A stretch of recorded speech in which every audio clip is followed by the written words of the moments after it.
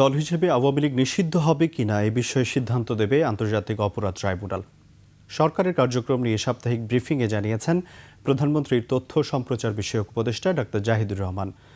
আওয়ামী লীগের প্রতিষ্ঠাবার্ষিকী ঘিরে মাঠে রাজনৈতিক দলগুলোর অবস্থান প্রসঙ্গে তিনি বলেন, আওয়ামী লীগ দলটা নিষিদ্ধ হবে কি হবে না এটার পরিষ্কার করা দরকার যে সেটা নির্ধারিত হবে আদালতে, আন্তর্জাতিক অপরাধ ট্রাইব্যুনালে।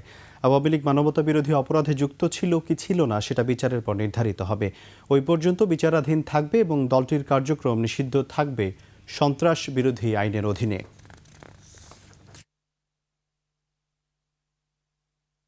নিষিদ্ধ ঘোষিত দল, নিষিদ্ধ ঘোষিত আসলে কথাটা ঠিক না। আমরা টেকনিক্যালি যদি বলি, নাম যদি এভাবে বলি আওয়ামী লীগ দলটা নিষিদ্ধ হবে কি হবে না এই জিনিসটা একটু ক্লিয়ার করে রাখা দরকার। সেটা নির্ধারিত হবে আদালতে, আইসিটিতে।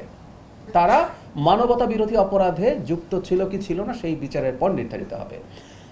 যেটা হয়েছে ওই পর্যন্ত যেহেতু তারা বিচারাধীন থাকবে, সেই পর্যন্ত তাদের কর্মকাণ্ড নিষিদ্ধ থাকবে সন্ত্রাস দমন আইন 2009-এর অধীনে। সো তারা কর্মসূচি নিষিদ্ধ।